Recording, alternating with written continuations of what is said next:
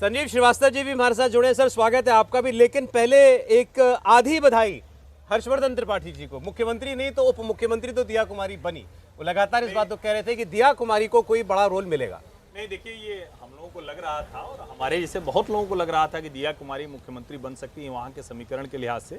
और आज सुबह की कहानी कुर्सी की चर्चा में शायद हम सब लोग एक तरफ जा रहे थे कि फॉरवर्ड कास्ट का ही कोई बनेगा, यानी जिस तरह का सामाजिक संतुलन भारतीय जनता पार्टी साध रही है। और उसमें हमने भी कहा, देवेंद्र ने भी कहा, हम सब लोग एकमत हो रहे थे कि किसी ब्राह्मण का भी भाग्य खुल सकता है। हालांकि हम लोग नाम ले रहे थे सीपी जोशी का, तो मोदी जी तो देखते रहते हैं टीवी, वो कहते हैं अच्छा ये नाम ले लिया तो इसको खारिज करो, इसको कट कर दो। लेकिन सचमुच ये समीकरण साधना पड़ता है।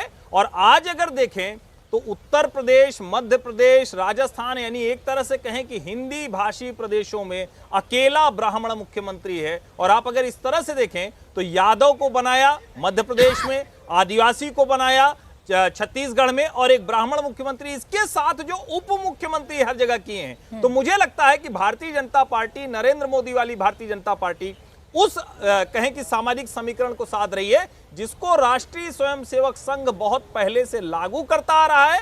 अब वो होता हुआ दिख रहा है, इसीलिए सबकी पृष्ठभूमि में राष्ट्रीय स्वयंसेवक संघ आपको अवश्य दिखेगा। 4 बार के महामंत्री हैं संगठन के, बहुत जिसको कहें कि पार्टी के तौर पर एक सामान्य पार्टी कार्यकर्ता, इनका कोई बहुत बड़ा नाम नहीं है, बहुत लोग जानते नहीं थे। पहली बार इनको उस सीट से लड़ाया गया जो भाजपा की बड़ी मजबूत सीट है, रहने वाले भरतपुर के हैं लेकिन सांगानेर सीट से लड़ाया गया। तो मुझे लगता है कि इसको इस तरह से भी देखा जाना चाहिए कि भारतीय जनता पार्टी में दरी बिछाने वाला, चाय पिलाने वाला, झंडा लगाने वाला, वो अलग अलग नहीं होता है। उनमें से कोई भी कभी भी मुख्यमंत्री बन सकता है। अब देखिए तस्वीरें भी सामने आ रही हैं क्योंकि राजभवन जा रहे हैं। अब मुख्यमंत्री का नाम का ऐलान हो गया है और सरकार बनाने का दावा पेश करना है। वो तस्वीरें भी लगातार आपकी टेलीविजन स्क्रीन पर चल रही हैं। संजीव श्रीवास्तव जी भी हमें ज्वाइन कर चुके हैं, राजस्थान से, जयपुर से हमारे साथ जुड़े हैं। संजीव जी, क्या आपने प्रेडिक्शन किया था ऐसा कि कोई ऐसा नाम होगा जिसकी दूर दूर तक कोई चर्चा नहीं है, जिसके बारे में, जिसके नाम को कोई नहीं जान रहा है कि पहली बार के विधायक वो चुनकर आ रहे हैं? सोचा था आपने?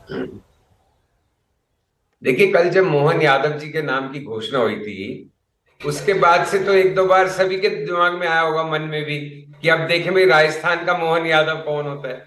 लेकिन राजस्थान के मोहन यादव ने तो एमपी के भी मोहन यादव को मात कर दिया, क्योंकि भजन लाल शर्मा जी, और मैं ये बात पूरे सम्मान के साथ कह रहा हूँ, कार्यकर्ताओं के लिए, कि भजन लाल जी का नाम तो स्वयं भजन लाल जी ने नहीं सोचा होगा, बाकी छोड़िए और किसने सोचा होगा, नहीं सोचा होगा। तो पहली बार के विधायक है। तो देखिए, इस बात को देखने के 2 तरीके हो सकते हैं प्राची जी।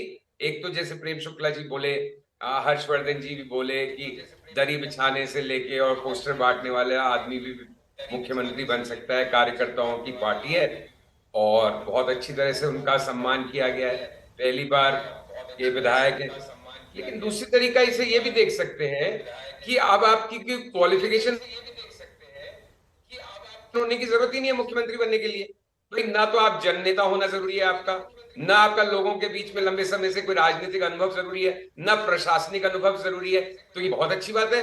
जैसे प्रेम शुक्ला जी ने कहा कि भाई मोदी जी पहली बार जब बने थे, लौटता हूं सर आपके पास, जरा तस्वीरें आ रही है राजभवन के अंदर की। भजन लाल शर्मा जी उनके साथ है, वसुंधरा राजे, राजनाथ सिंह जी मुलाकात करने पहुंचे हैं और वो अब अपनी तरफ से सरकार बनाने का दावा पेश करेंगे। तो दिया कुमारी भी देखिए उनके साथ में है, वो भी भजन लाल शर्मा के साथ है। उप मुख्यमंत्री की भूमिका उनकी रहने वाली है सरकार के अंदर।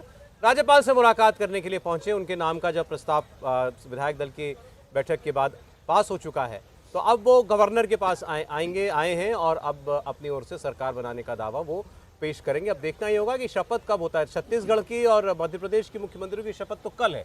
बिल्कुल सर, अब ये दोनों कल है और राजस्थान का आप मान के चल सकते हैं कि परसों सेकंड हाफ में कोई समय हो सकता है। अब से थोड़ी देर के अंदर जब राजभवन में औपचारिक तौर पे निमंत्रण दे दिया जाएगा तो समय भी मिल जाएगा, लेकिन परसों की संभावना रहेगी।